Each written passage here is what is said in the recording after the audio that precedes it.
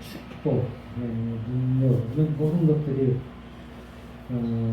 우리와 함께 하시기를 늘 간구하고 기도한다고 제가 말씀을 드렸습니다. 근데 먼저 그 문제에 있어서 우리가 그렇게 바라지만 그러기 위해서 우리는 먼저 우리 마음 안에 우리 마음에 세워진 그 모든 방향을 산만한 우리 안에 세워진 우상이나 또 하나님의 음성을 방해하는 그런 다른 소리들을 제거하고 그리고 이제 성경과 성령님을 통해 성경과 성령입니다. 지금 우리에게 들으라고 하시는 하나님의 말씀 그 음성을 온전히 듣고 순종함으로 더 깊고 순전한 신앙인으로 세워질 수 있다. 하나님과 동행하는 삶의 그 기쁨을 감격을 누린다 이렇게 말씀을 드렸습니다. 그래서 결국은 뭐냐? 그 결론은 우리가 성경을 더 깊이 알아가야 한다. 그게 사실은 결론입니다. 내가 늘 강조를 합니다. 하나님을 섬기는 자로서 결국은 우리는 성경을 더 깊이 알아가야 한다는 것이죠. 그래서 오늘 본문도 많은 의미들이 담겨 있지만 이거와 연관해서 하나님을 알아가는 그 이유가 연관해서 살펴보게 됩니다. 성경이 말씀하죠. 이렇게 우리가 다 하나님의 아들을 믿는 것과 아는데 하나가 되어 온전한 사람을 이루어 그리스도의 장성한 분량이 충만한 데까지 이르리니 이렇게 됩니다. 그러니까 우리가 믿는 것과 아는 것에 아는 일이 하나가 돼서 믿음과 아는 것 그것이 하나가 돼서 온전한 사람이 되고 또 그리스도의 장성한 분량에까지 우리가 이르게 된다 이렇게 말씀하는 겁니다. 그러니까 여기서 우리가 먼저 분명히 기억하고 넘어가야 될 것은 이 믿는다는 것, 우리에게 있는 이 믿음이라는 것은 우리의 믿음은 나로부터 나온 것도 아니고 내 자신의 어떤 조건과 능력과 뭐 이런 것들에 의해서 이루어진 것, 내가 어떤 많은 노력을 들였고 많은 정성을 들여서 이루어진 게 아니라 늘 우리의 믿음은 온전히 하나님으로부터만 주어진 것입니다. 하나님께서 우리에게 주신 것입니다. 그래서 그것을 에베소서 2장 8절에서 이렇게 말씀합니다. 너희는 그 은혜에 의하여 믿음으로 말미암아 구원을 받았으니 이것은 너희에게서 난 것이 아니요 하나님의 선물이라. 행위에서 난 것이 아니니 이는 누구든지 자랑하지 못하게 하니라 이렇게 말씀하죠. 네. 이게 이 부분은 우리가 분명히 늘 기억하고 우리가 늘 마음에 담아두고 있어야 되는 것입니다. 그래서 우리의 믿음이라는 것에 대해서 성경은 늘 어떻게 해요? 그것을 리마인드 시킵니다. 늘 다시 생각나게 하고 다시 처음으로 돌아가고 뭐 그 말들이 굉장히 그 말씀이 굉장히 많습니다. 왜? 우리 믿음이 늘 부침이 있거든요. 열렬히 불탔다가도 또 한없이 침체되기도 하고 굉장히 우리의 믿음이라는 게 뭔지 모르게 나의 감정이나 우리의 상황이나 뭐 이런 거에 대해서 늘 부침이 있는 것 같이 보이거든요. 그러나 그렇지 않습니다. 그것은 우리의 생각이지 우리의 믿음은 이미 하나님께서 주어주신 거거든요. 그러니까 그 믿음에 대해서는 우리는 하나님께서 주신 것이기 때문에 그거에 대해서는 우리가 어떤 다른 어떤 의문이나 또 때로는 이게 네가 정말 구원받았냐 구원파의 질문이나 이런 것처럼 거기에 대해서 의심을 가질 이유가 없습니다. 다만 문제가 되는 것은 뭐냐면 우리의 믿음이 하나님으로부터 온 것이기 때문에 거기에는 어떤 다른 것들이 개입할 여지가 없거든요. 근데 이제 예수 그리스도를 닮아가는 부분에서는 우리가 가져야 될 게 있다는 것이죠. 애써야 되는 것입니다. 애써야 하는 것을, 그러니까 아는 일에 대해서 우리가 애써야 된다. 이렇게 지금 성경이 말씀하는 것입니다. 그러니까 우리가 가장 먼저 무엇을 알아야 하는지, 아는 일이, 알아야 되는 일이 무엇인지, 이게 의문이죠. 근데 칼빈 선생은 이렇게 얘기합니다. 칼빈, 그러면 이게 영어식 발음인데, 사실은 그 프랑스식 발음은 깔뱅 그러죠. 근데 내가 프랑스를 요번까지 올림픽 그거 하는 것들은 별로, 옛날에도 별로 좋아하진 않았어요. 그래서 그냥 칼빈 선생이라고 부르기 그렇습니다. 깔뱅 그러면 저 프랑스 그 음대로 하는 거니까 그게 맞는지 모르겠지만 칼빈 선생 이렇게 말씀했죠. 믿음은 우리를 향하신 하나님의 선하신 뜻에 대한 지식이다. 이게 참 의미가 있습니다. 하나님의 선하신, 하나님께서 우리에게 대해서 어떻게 하시려고 하는가, 그거에 대한 지식이 사실은 우리의 믿음이에요. 그러니까 아는 일이 그만큼 중요한 겁니다. 그러니까 우리에게 이미 주어진 믿음은 우리에게 있습니다. 근데 우리가 하나님께 대해서 제대로 알지 못하거나 온전하게 알지 못하게 된다면 어떻게 돼요? 그냥 문제가 생기는 거예요. 20절 보면 오직 너희는 그리스도를 그같이 배우지 아니하느니라. 진리가 예수 안에 있는 것 같이 너희가 참으로 그에게서 듣고 또한 그 안에서 가르침을 받았을진데 너희는 유혹의 욕심을 따라 썩어져가는 구습을 따르는 옛사람을 벗어버리고 오직 너희의 심령이 새롭게 되어 하나님을 따라 의와 진리의 거룩함으로 지으심을 받은 새 사람을 입으라. 이렇게 돼요. 변화되는 거죠. 바뀌어져야 된다는 거죠. 새롭게 돼야 된다는 거죠. 그러니까 우리의 삶이 늘 우리가 믿음 안에 들어왔다는 것, 하나님의 부르심을 받아 들어왔습니다. 뭐 우리 힘으로 될 수 있는 게 아니고, 그러나 이제는 하나님이 나를 향하신 하나님의 뜻이 무엇인가는 우리가 이제는 자꾸 배워가야 됩니다. 그래서 성경은 우리에게 베드로후서 3장 17절 18절 뭐라고 말씀합니까? 베드로후서 3장 17절 18절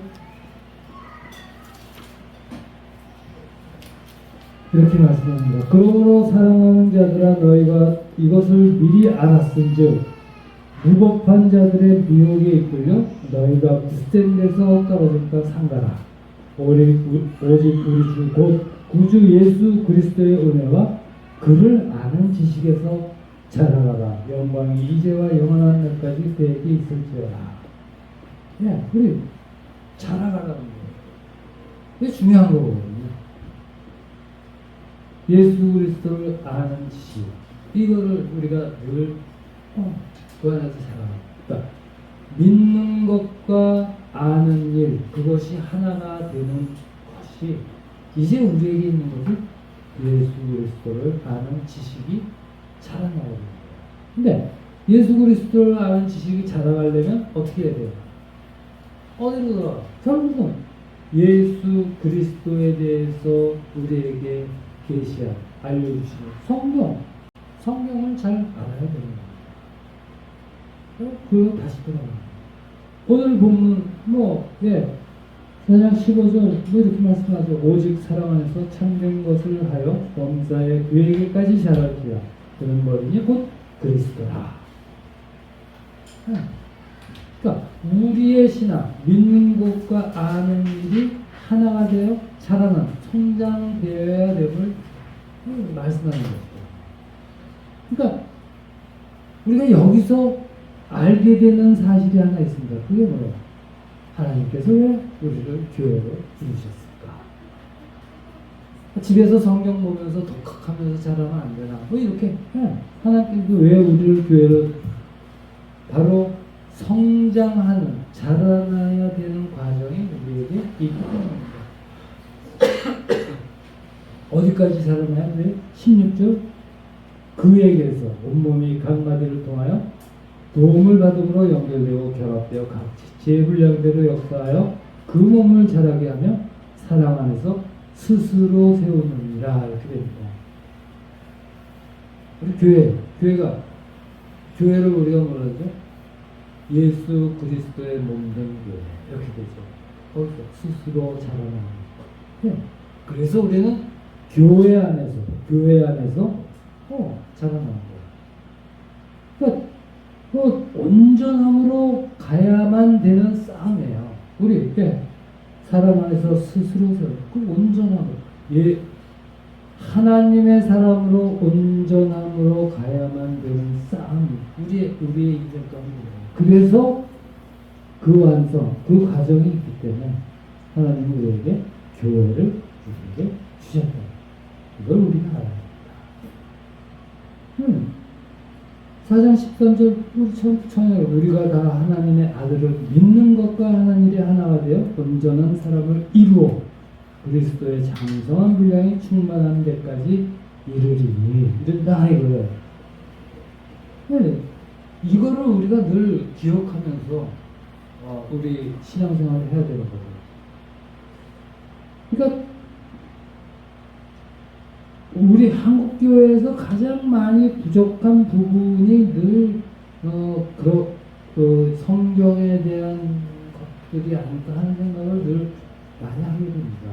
제가 언젠가 한번 말씀드린 것처럼 한국이 굉장히 교회가 강한 나라거든요. 근데 왜 한국에는 제가 한국의 교회가 한 얼마 정도 된다고 제가 알기로 한 6만 정도 되는 거 같아요. 왜냐하면 무속인이 30몇만이거든요. 그거에 5분의 1가 되는 거로 알고 있거든요.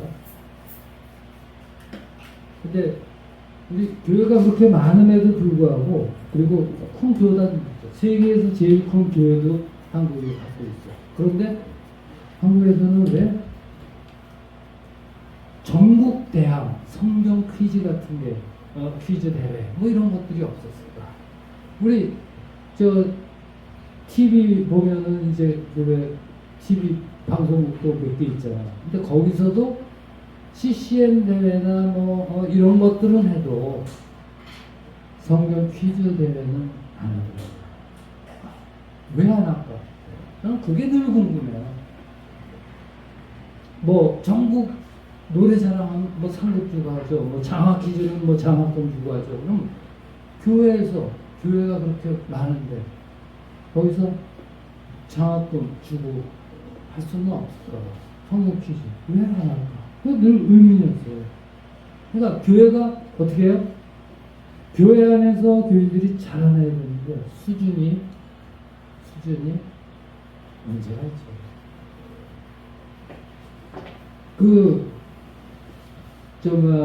제가 인스타그램에서 보는 것 중에 하나 그런 재밌는 게 있어요. 그러니까 유치원이나 초등학교 저학년 그때 학부모들한테 가정통신 보내고 그럴 때 그 선생님들이 굉장히 난감한 일을 많이 당한다 그래요. 가령 소풍을 가고 어디 야외학습 가고 할 때 가정통신문에 뭐라고 우천시 체육관으로 변경합니다. 이렇게 되거든요. 그러면 카톡이나 전화가 오고 우천시가 어디 있는 거예요? 우천시 체육관이요. 거짓말이 아니에요. 그 선생님들이 직접 얘기해요. 그리고 무슨 행사할 때 중식 제공 다 이렇게 하면 우리 애는 중국 음식 안 먹어요. 웃기죠? 거짓말 같죠? 수준이 그렇게 하는 거예요. 수준이. 이게 현실이거든요. 근데 혹시 지금 우리 교회가 이런 현실 속에 있는 게 아닐까? 교회는 많아요. 교인 수도 많아요. 엄청나죠? 이 나라가 이렇게 발전하기까지 기독교 우리나라가 세계 12대국에 이르기까지 그러니까 세계 최빈국에서 세계 강대국 경제 강대국으로 올라가는 전무후무하다는 게 그거잖아요. 2차 대전 끝나고 나서. 네. 그래, 교회가 얼마나 큰 일을 했는지. 지금 수준이 어때요? 그죠, 나 오늘의 교회다가 이게 자랑인 거 아니에요? 사실은? 나 예감교회 나가라고 자랑해요? 안 하잖아요. 근데 내가 오늘의 교회나 무슨 순복음교회, 나 순복음교회다가 거의 우리 교회수가 어쩌고 저쩌고 자랑은 많이 하죠. 그러나 우천시 체육관이 어디 이 수준에 머물러 있는 거 아닌가? 우리 생각해 봐야 되는데. 결국 우리 신앙이 자라난다. 우리의 믿음이 성숙이란 무엇이? 성숙이라는 것이 우리의 신앙의 성숙, 우리 믿음이 자라난다. 이게 뭐예요? 이 신앙, 믿음이 자라나는 것의 기본은 모든 것, 우리 현실 삶, 모든 것에 대한 사고와 판단과 말과 행동, 그 모든 것이 나 중심이 아닌 예수 그리스도가 중심이 되는 것. 이게 우리 신앙의 살아가는 거죠. 우리는 늘 나 중심으로 살아요. 우리 기도의 대부분 90%가 이거 해주세요. 이잖아요. 저도 마찬가지고, 다.